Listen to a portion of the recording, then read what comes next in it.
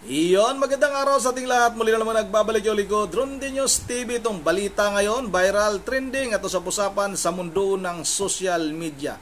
Hindi lang yung dila ni Congressman Bini Abante ay lumabas ang trending ngayon sa mundo ng social media. Ito pa mga kababayan, Quadcom Committee target na pabagsakin si dating Pangulong Duterte sa panayam nga ni Nimpa Rabilo ng DGWB kay Congressman Abante. Sinabi nga nitong si Congressman Abante na balak nilang ipatawag sa Quadcom hearing itong si dating Pangulong Duterte. Kayo na lang din yung bahalang humusga mga kababayan kung dapat bang siputin ito ni dating Pangulong Duterte itong mga congressman na ito. Pag dumating ka naman dyan sa Kongreso, wala ka namang karapatang magsalita.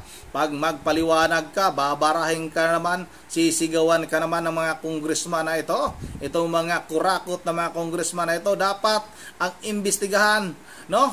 Ang mga congressman na ito, itong mga napakamahal nilang mga kagamitan. Paano nagkaroon itong si Congressman Bini Abante ng isang sasakyan na bulletproof na nagkakahalaga ng 18 million? At itong kanya mga relos na milyon ang halaga. Tapos mga kababayan, mayroon pa siyang 2 baril na nakaganon. Ano bang klaseng tao ito? Pastor ba ito o hitman? Dapat ang imbestigahan, dapat ang talagang inaabangan ng ating mga kababayan. Itong mga kurakot na mga congressman na ito ang dapat imbestigahan at dapat kayong mawala dyan sa Kongreso dahil wala kayong karapatan. Dahil puro kayong mga kurakot dyan. Maliban na lang tuwira na lang sa mga magagaling dyan. Yun ang kayo na lang bahalang humusga. Nag-init yung ulo ko nitong si Congressman Bini Abante. Kung nasa harapan ko lang ito, baka yung dila nitong si Congressman Bini Abante, lagyan ko ng tawag nito mga kababayan, yung parang paano tawag nito? Yung sa Bisaya ni Arios. Lagyan ko ng hikaw pala sa Tagalog mga kababayan. Lagyan ko ng hikaw yung dila mo, palabas-labas ka pa ng dila para ka na rin si Jim Paredes Yun ang kaya na lang yung bahalang humusga. Ito na, sabay-sabay na natin itong panoorin. Natin si Congressman Bini Abante. Siya po ay co-chairman ng Quad Committee ng Kamara at chairperson po ng House Committee on Human Rights. Magandang umaga po sa inyo, Congressman. Good morning. Magandang umaga po, Congressman Abante. Sir, tungkol po Hi, Nimpa. Good morning. Good morning, sir. Tungkol po dun sa inyong investigasyon, sir, sa Kamara, humarap po sa inyo si dating Mayor Jed Mabilog, mula sa Iloilo. Sino? Si Jed Mabilog, yes. Opo, yes, sir. At ang sabi niya, hindi ho ba, siya po ay nanganib daw yung buhay niya, nakasama siya sa narco list ng dating Pangulong Duterte at ang information niya, papatayin siya kaya nag-self-exile siya sa Amerika. So ano yung significance ng kanyang testimonya? Paano po niyo ito tinitimbang? Tinatanggap niyo ho ba yung kanyang mga naging testimony sa inyo, sir? At paano ito? Alam mo, very, very significant ito, Nimpa, kasi si Jed Mabilog ay kinukonsider naming biktima. He is the victim on the war on drugs. Napagbintangan, nilagay sa listahan. Actually, 3 listahan yan Yung 2 listahan, wala siya Pero yung pangatlo, tinawag niyang Malacanang Initiated List. Kung saan nilagay na yung pangalan niya. Naniniwala kami na walang anumang kasalanan si Mayor Jed Mabilog. Bilis sinugong Hindi siya involved sa drugs. Nakita po namin ang kanyang sincerity. Nakita po namin ang kanyang honesty. At dapat lamang na panagutin ang sino mang tao na siyang naging dahilan upang siya ay pagbintangan. At umalis sa Pilipinas ng 7 taon. At ang kanyang mga pamilya ay na-trauma at talagang ninervyos at di alam ang gagawin sapagkat natakot doon sa threat na ibinigay kay Mayor Jed Mabilog. So, we consider him the victim of the war on drugs. Kung siya po ay victim, Congressman, meron hong perpetrator. Sino ang perpetrator? Sino ang gumawa nito sa kanya na po pwede ho ninyong i-recommenda, tama ho ba, na sampahan ho ng kaso? That's why we are trying to invite the former president to appear before the committee para sagutin niya lahat ang mga bagay na ito. And we are not Ano pa? Ano considering ba? him as a perpetrator or accused. But we would like him to clear to us. Ano ba ito nangyayari ito? Mm. Itong war on drugs na ito kung saan libo-libo ang pinatay, namatay, at pinagbintangan. Former Yun President, lang. you are referring to former President Duterte po. Well, it was during his time that the war on drugs. Opo. During his time, na maraming napatay, maraming nagpagbintangan. In fact, I'm not the one that said it. In fact, even Jet Pabilo was the one that said it. Mhm. Congressman, even before Congressman Mabilog po, nag-testify sa inyo yung pong mga jail guards, hindi ba yung sabi na nakausap daw ang dating Pangulo, na masaya, na pinatay yung mga drug Tinutumbok lord talaga. na nasa kulungan. So tinutumbok ho talaga ang dating Pangulo eh. Ang sabi ho ni Congressman Barbers, tama ho ba, na imbitahan ho ninyo, kaya lang walang tugon. So uulitin ho ba yung imbitasyon sa kanya? At tama ho bang sabihin na siya talaga ang Uulit. punti rin ng pagdinig, sir? Uulitin po namin ang invitasyon sa kanya, although we will not cite him in contempt or even issue a show cause order on him, being the former president. Sapagkat Ikaw nga, ang dami mong pinagbintangan siya malakas. ng ilan sa mga witnesses namin, I think he is the only one that can actually clear his name sa mga bagay na ito. Sapagkat, siyempre, yung mga perpetrators niya, yung mga nasa ilalim niya, ang sangkupuan na lahat ng mga bagay na ito, I would like to find out kung kaninong order ang kanilang sinunod tungkol dyan. So, kaninong order yung to say it ng direkta na, kaninong utos yung pagpatay sa mga sangkot po Yes, sa illegal drugs? nais namin malaman yan kung sino nag-utos niyan, kung sino may pakananan, sapagkat talagang matindi, napakatindi. It's not just the killing of more than 20,000 people, but it is also the fact that many of those people had no chance to have any due process done to them. Pero- Sa amin, ako, naniniwala kami ng war on drugs. I've said it many times. We believe in the war on drugs of the former president.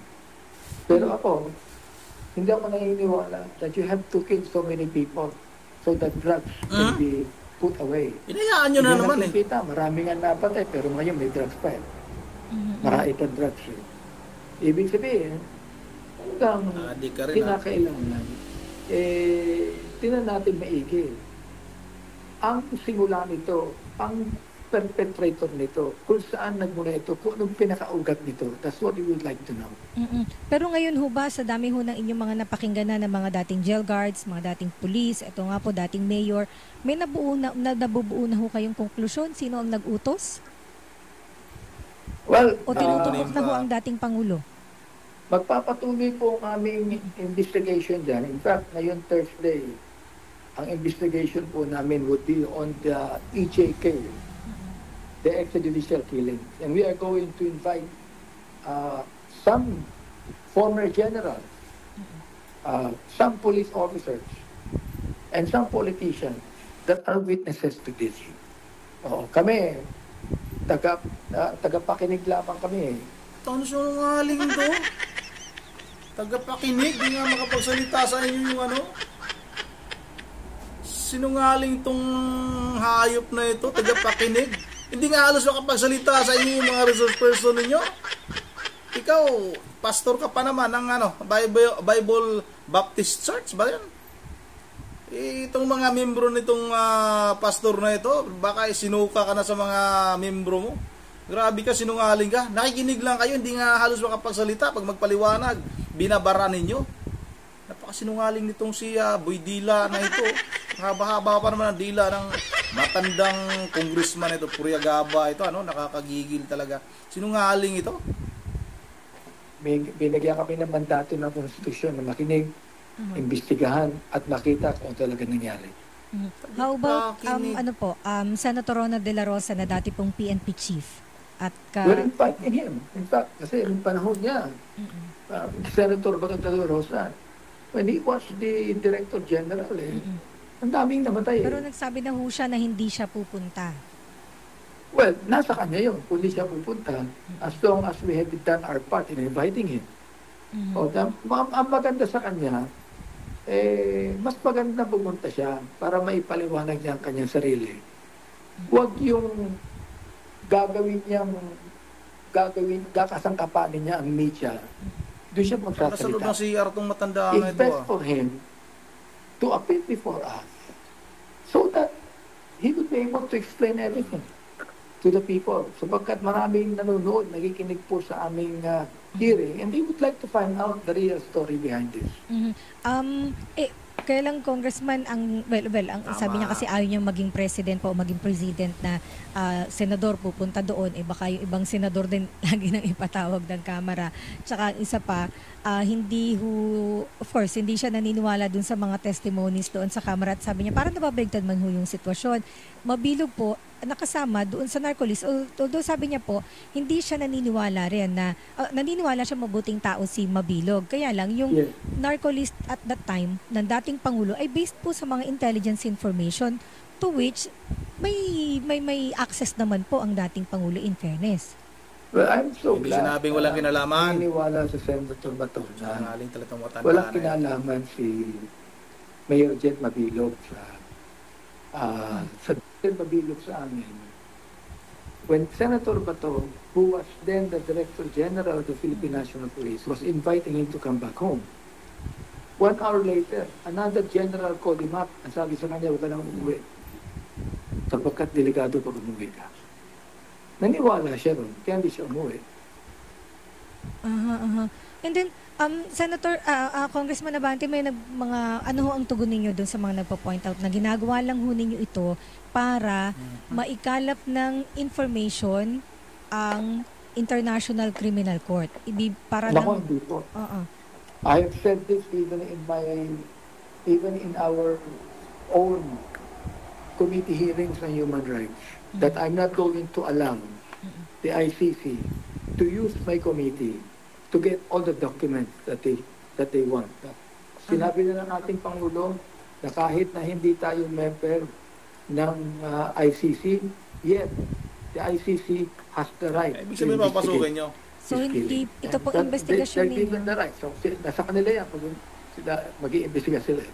So, ito pong investigasyon ninyo, hindi po, yung resulta ng investigasyon will not in any way be shared po sa ICC. Wala rin pong No. communication sa inyong ICC. No, this is a domestic investigation. The ICC, international yan. So, I mean, the ICC does not have any authority over us. We are paano po- different from the Yun ako ICC. to. Paano naman po yung sinasabi na ito ay bahagi ng effort para durugin po ang mga Duterte? The former president at saka po si Vice President Sara. Hindi naman po makakaila sa taong bayan na yung war on drugs ng dating Pangulo natin, libo-libo ang namatay. Hindi may mapapaikalaya. Ako, when Tapos he was yan, president, I fully supported him on the war on drugs. balingbing ka. Oh, why? Because he was mandated by the Constitution to become president. Now, he's no longer president now as a private citizen. So therefore, he has to answer all of these things, di ba? I mean, this is not against the Duterte. Ako, sa akin, hindi personalan to. I'm not... ito, trabaho lamang namin to bilang binigyan kami ng mandato ng konstitusyon na upang aming imbestigahan ang mga bagay na ito. And isa na lang po, Congressman, so ano po yung maaasahan ng ating mga kababayan dun sa kasunod ninyong pagdinig? Bukod po dun sabi niyo ho pala, no, may mga former police officials po magte-testify. Ano po to, against the former president? I don't think it's against the former president. I think that we have to address the social ills of this country. No? That's the reason why hindi lamang EJK, kundi pati drugs, pati pogo. Iniimbestigahan natin. No? And this is not personalities. This is what is actually happening in our country. And sabihin ko na, no? At dito rin diretsyo, no? Hindi natin kalaban yung Republic of China rito. Republic of China, yung West Philippines lang. Ang kalaban natin dito, yung Chinese criminal trial. Yung mga Chinese na pinili ang Pilipinas, na palawakin nila ang kanilang influensya rito through drugs. and gambling. Sapagkat doon sa China mismo, wanted sila. Oo. Kaya ito, kinakailangan malaman ng taong bayan na hindi na po dito anumang personality dito sa ating bansa, kundi Kasama yung ka na noon. Chinese criminal syndicate na binabayaran ng ilang mga opisyal natin, ilang mga kapulisan natin for their own ends. Kaya nakapamayagpag yung kanilang operation. Sir, so magtutuon kayo sa EJK, pero dun po sa Pogo, tatapusin na ho ba ninyo with, dahil meron na pong mga kaso, sina Guo at sina Cassandra Ong sa korte, o tuloy lang ho yung investigasyon ninyo, sir? Itutuloy po namin. Meron pa kami ipapakitang matrix taong bayan na makikita po nila ang matrix ng drugs and Pogo. Kung paano nag-flow yan sa ating bansa. Pati po yung AMLA, pati yung pera ng bilyon-bilyong piso ang kumalat yan. Ayun, so abangan po namin yung Ang galing mo magsabing imbestigahan. Dapat ikaw nga ang imbestigahan eh. Bakit nagkaroon ka ng ganyang mga sasakyan, mga relo, mga kagamitan? Dapat kang imbestigahan din. Yan talagang aabangan ko pag ikaw ang pinatawag sa Senado para maimbestigahan ka dahil hindi kasya yung inyong sahod no bilang isang congressman. Maliban na lang siguro kung may droga ka rin doon sa Maynila na binibinta, no? Dahil nga itong Maynila, mga kababayan, matagal tayo nakatira sa Manila, no? Kaya alam natin kung anong lugar itong Maynila na ito. Napakadami. Hindi nga nila malinis-linis yung mga tambay diyan, yung mga rugby boy diyan, yung mga solvent boy. Ang dami diyan. Bakit hindi mo malinis 'yan? Pinakailaman mo pa yung drug war ni Pangulong Duterte dati. Sabi mo dati talagang sumusuporta ka tapos ngayon wala na. Ibig sabihin isa kang balingbing na matandang mahaba ang dila, isang congressman na kurakot sa kaban ng ating bayan. Nakikita naman natin yung mga kagamitan mo diyan. Hindi lang man ako nagsasabi, hindi lang naman ako ang nakapansin. Marami din naman ang nakakapansin. Dapat ipaliwanag mo, dapat binura mo pa. Ginawa mo pang inilak mo pa yung inyong yung Facebook account para hindi talaga masilip kung ano pa ba yung mga pinagyabang mo na mga mamahalin mong mga kagamitan. Yun ang mga kababayan, tama itong Sinimpa Rabilo, ang target talaga nitong mga tao na ito, itong mga congressman na ito ay pabagsakin nga itong si Pangulong Duterte kasi nga magre-reflect doon sa kanyang anak kay BP Sara Duterte kung ano man yung kasiraan ni dating Pangulong Duterte, kasiraan na rin ni BP Sara. Talaga ang target ng mga taong ito. Kaya na lang yung bahalang humusga.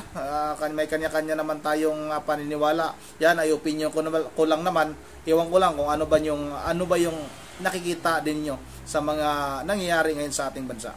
Yun na nga, dito lang muna. At bago tayo magtatapos ay mag-shoutout lang ako kay Ma'am Virgie Verheligius ng Pulilan, Bulacan, na nakalabas na daw siya sa ospital ngayon. Maraming salamat at okay na si Ma'am Virgie Verheligius ng Pulilan, Bulacan. Shoutout na rin tayo kay Bungge. Shoutout na rin kay Inima Asuncion. Shoutout kay Inima Asuncion.